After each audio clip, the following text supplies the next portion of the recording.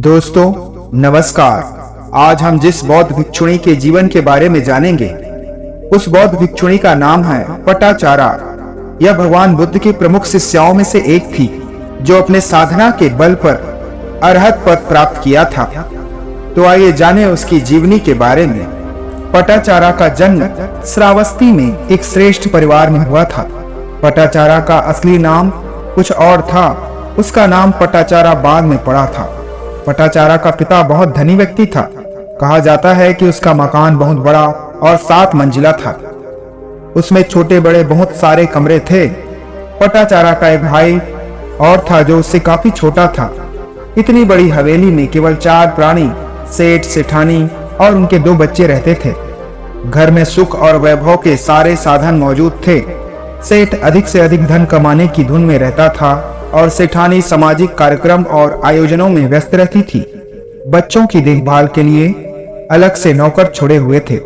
धीरे धीरे पटाचारा बड़ी हुई और युवा होते होते वह अपने ही नौकर के साथ इश्क में फंस गई और उससे शारीरिक संबंध स्थापित कर बैठी। एक बार यौनाचार शुरू हुआ तो फिर चलता ही गया, रुका नहीं।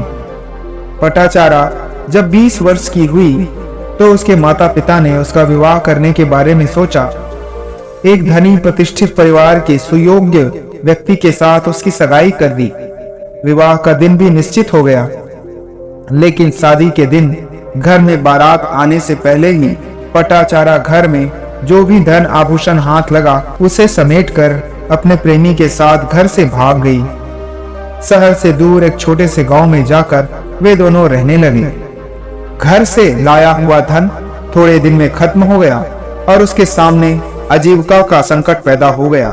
इसी बीच पटाचारा गर्भवती हो गई, लेकिन घर में न खाने पीने के लिए सामान था, न प्रसव और देखभाल की व्यवस्था। पटाचारा को अपने माता पिता की याद आई। उसने सोचा, हालांकि मैंने माता पिता की मान प्रतिष्ठा को धूल में मिलाया है और उनके दिल को बहुत चोट पहुंचाई है, किंतु यदि मैं उनसे जाकर क्षमा मांगूंगी तो वे अपनी बेटी को माफ अवश्य कर देंगे। यह सोचकर उसने श्रावस्ती जाने का मन बनाया, किंतु उसका पति श्रावस्ती जाने के पक्ष में नहीं था। उसे श्रावस्ती जाने पर राजदंड मिलने का डर था। स्पष्ट इनकार न करके उसने आजकल का बहाना बनाया। पति की अनिच्छा को भांपकर पटाचारा ने आखिर अकेले ही श्रावस्ती जाने का फैसला किया। अब तक गर्भ काफी बढ़ चुका था और प्रसव का समय निकट आ चुका था। पति ने रोकने का बहुत प्रयास किया, लेकिन पटाचारा की जिद के आगे उसकी एक ना चली और लाचार होकर वह भी उसके साथ चल दिया। रास्ते में एक सुनसान जंगल से गुजरते हुए पटाचारा को प्रसव पीड़ा हुई और उसने वहीं पर एक पुत्र को जन्म दिया। ऐसी अवस्था में आगे जाना उचित नहीं था। दूसरे यहाँ से श्रावस्ती की तुलना में उनका अपना घर निकट था, इसलिए पति के आग्रह और अनुरोध पर वह वापस अपने घर लौट आई। इसी तरह 2 वर्ष और बीत गए। पटाचारा फिर गर्भवती हुई। उसने फिर अपने माता पिता के पास श्रावस्ती जाना चाहा। उसका पति फिर उसको मनाने के लिए पीछे दौड़ा। निर्जन वन में आकर उसे फिर प्रसव पीड़ा हुई, लेकिन इस बार अचानक तेज आंधी आई और फिर घनघोर वर्षा होने लगी। दूर दूर तक सिर छिपाने का कोई आसार नहीं था। पटाचारा की प्रसव पीड़ा बढ़ती जा रही थी। उसे आश्रय की सख्त जरूरत थी। उसके पति ने सोचा, कहीं से कुछ लकड़ियां काटकर और आसपास से सूखे पत्ते बटोरकर मुझे पटाचारा के लिए एक पर्णकुटी बनानी चाहिए। अंधकार घिरने लगा था। उसने यह भी सोचा कि सुख और वैभव में पली इस श्रेष्ठी पुत्री की इस दुरावस्था का दोषी मैं ही हूँ। इसने मेरे लिए इतना बड़ा त्याग किया और मैं इसके लिए कुछ भी नहीं कर सका। उसके अंदर एक अपराध बोध पनप उठा और अंधेरी गरजती रात में वह लकड़ी काटने निकल पड़ा। इधर पानी और कीचड़ में लथपथ पड़ी पटाचारा प्रसव पीड़ा से कराहती रही और ऐसी स्थिति में ही उसने एक बच्चे को जन्म दिया। रात बीत गई और सवेरा हो गया, लेकिन उसका पति तब भी नहीं लौटा। तो पटाचारा को चिंता हुई और वह अपने दोनों बच्चों को छाती से चिपकाए पति को ढूंढने निकल पड़ी। थोड़ी ही दूरी पर उसे पति का मृत शरीर पड़ा मिला। उसका सारा शरीर नीला पड़ चुका था। उसे किसी जहरीले सर्प ने डस लिया था। बहुत देर तक अपने पति की लाश से लिपट कर रोती बिलखती रही और फिर दोनों बच्चों को लेकर श्रावस्ती की ओर चल दी। रास्ते में अचीरवती नदी पड़ती थी। वर्षा के कारण उसमें पानी बहुत बढ़ गया था। दोनों बच्चों को एक साथ लेकर नदी पार करना कठिन था, अतः उसने एक युक्ति सोची। बड़े बच्चे को समझा बुझाकर उसने नदी के इस ओर छोड़ा और छोटे बच्चे को ले जाकर नदी के दूसरी ओर झाड़ी के नीचे लिटा दिया था। अब वह दूसरे बच्चे को लेने चली। बच्चे को कुछ हो ना जाए इसलिए उसकी आंखें छोटे बच्चे पर ही लगी रही। बीच मझधार में पहुंची तो देखा एक बड़ा गिद्ध मांस का लोथड़ा समझकर बच्चे पर झपट रहा था। गिद्ध को उड़ाने के लिए उसने सू सू की आवाज लगाई और दोनों हाथ हिलाए, लेकिन गिद्ध पर कोई असर नहीं हुआ। वह बच्चे को अपने पंजों में दबोच कर ले उड़ा। उधर दूसरे किनारे पर खड़े दूसरे बच्चे ने माँ की आवाज सुनी और उसे जोर से हाथ हिलाते हुए देखा तो उसने समझा कि माँ मुझे बुला रही है। वह तुरंत माँ के पास पहुंचने के लिए नदी में कूदा और बह गया। पटाचारा के दुख की सीमा ना रही। उसके देखते देखते उसके दोनों बच्चे चले गए। वह न गिद्ध से बचा सकी न नदी से। जैसे तैसे करके वह नदी के बाहर आई और रोती बिलखती गिरती पड़ती श्रावस्ती पहुंची। नगर में प्रवेश करने से पहले ही उसने यह खबर सुनी कि रात को भयंकर आंधी और तूफान में उसके पिता का महल ढह गया। उसकी माता, पिता, भाई सब दबकर मर गए। शमशान घाट पर उन सब की चिताएं जल रही थी। पति को सर्प ने डस लिया, एक बच्चे को गिद्ध ले गया, दूसरे को नदी बहा ले गई और अब माता, पिता और भाई भी दबकर मर गए हैं। उसकी दुनिया पूरी उजड़ चुकी थी। संसार में अब उसका कोई नहीं था। वह अपना होश खो बैठी और दहाड़े मारकर रोने लगी। कुछ देर बाद वह उठी और अस्त व्यस्त हालात में हाय मेरा पति, हाय मेरे बच्चे, हाय मेरे माता पिता, हाय मेरा भाई, सबके सब चले गए, कोई नहीं बचा, यह कहते हुए चल दी। वह जैसे पागल हो गई थी। सबसे यही कहती, लोग उसकी व्यथा सुनते और दुख व्यक्त करते, लेकिन कोई इसमें कुछ नहीं कर सकता था।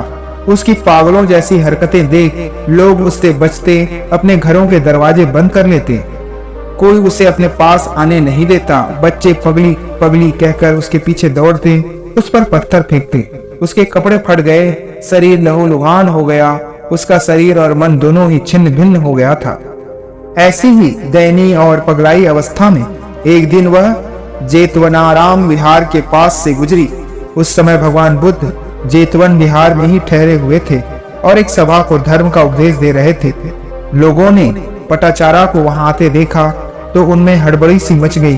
कहीं यह पगली इसी धर्म सभा में कोई विघ्न पैदा ना कर दे। यह सोचकर लोगों ने उसे वहां से भगाना चाहा, लेकिन भगवान बुद्ध की नजर उस पर पड़ी तो उन्होंने लोगों को रोका और उसे अपने पास बुलाकर करुणा भरे स्वर में कहा, बेटी अपना होश संभाल। भगवान बुद्ध की अमृत वाणी कानों में पड़ी तो उसे होश आया। होश आते ही उसका ध्यान अपने नग्न शरीर पर गया तो उसे स्वयं पर बड़ी लज्जा आई और वह अपने हाथों से शरीर को ढकने का प्रयास करती हुई वहीं पर बैठ गई। तभी किसी व्यक्ति ने उसे अपनी चादर ओढ़ने के लिए दे दी। उसने तुरंत चादर ओढ़ ली। नग्नता की अवस्था में ओढ़ी गई चादर के कारण ही उसका नाम पटाचारा पड़ा। भगवान बुद्ध ने उसकी दुख भरी कथा सुनी और उसे समझाया, बेटी होश में आ जा। जिनकी मृत्यु पर तू दुखी हो रही है और आंसू बहा रही है, जिन प्रियजनों के वियोग के कारण तेरी यह हालत हो गई है, वे अभी जीवित नहीं हो सकते हैं। इसलिए रोना और दुखी होना व्यर्थ है। जिसका जन्म होता है उसकी मृत्यु अवश्य होती है और जो मर जाता है वह फिर कभी नहीं मिल सकता है। उसे पाने का कोई उपाय नहीं है। तू भी इस सत्य को जान और अपने दुख से उबरने का प्रयास कर, इसी में तेरी भलाई है। भगवान बुद्ध के अमृतवाणी ने पटाचारा को सांत्वना प्रदान की। उसे शांति और सुकून मिला। उसका मन भगवान बुद्ध के प्रति कृतज्ञता से भर गया। उसने भगवान बुद्ध को नमस्कार किया और प्रवर्जित होकर संघ में शामिल हो गई। भिक्षुणी हो जाने के बाद भी कभी कभी पटाचारा को अकाल मृत्यु प्राप्त अपने प्रियजनों की याद आ जाती थी। उसका चित्त अस्थिर हो जाता था और वह उनके विषय में सोचती रहती थी। लेकिन एक छोटी सी घटना ने उसको जीवन का यथार्थ समझा दिया। एक दिन संध्या के समय पटाचारा ने पैर धोने के लिए एक लोटा पानी पैरों पर डाला। उसने देखा जमीन पर बहता हुआ पानी कुछ दूर जाकर सूख गया। उसने एक लोटा पानी और डाला। इस बार पानी पहले की अपेक्षा कुछ दूर जाकर सूख गया। उसने तीसरी बार फिर पानी डाला। पानी इस बार थोड़ा आगे तक गया, लेकिन इस बार भी सूख गया। इस घटना ने पटाचारा को यह समझा दिया कि जीवन की धारा भी जल की धारा के समान होती है। किसी की जीवन धारा बहुत कम उम्र में ही सूख जाती है, किसी की कुछ ज्यादा उम्र में और किसी की बड़ी उम्र में जाकर सूखती है, लेकिन मरते सभी है, कोई नहीं बचता। पास ही दीपक जल रहा था, उसकी लौ मंद पड़ी और फिर बुझ गई। पटाचारा के मन में फिर अंतर्बोध जागा। उसने विचार किया, जिस प्रकार इस दीपक की लौ बुझी, उसी प्रकार मेरे राग, द्वेष और मोह की लौ बुझेगी। उसके पश्चात पटाचारा ने बड़ी गहन साधना की और सभी प्रकार के राग, द्वेष और मोह आदि से मुक्त हो गई। साधना के बल पर ही पटाचारा ने अरहत पद प्राप्त किया। पटाचारा भगवान बुद्ध की प्रमुख शिष्याओं में से एक थी।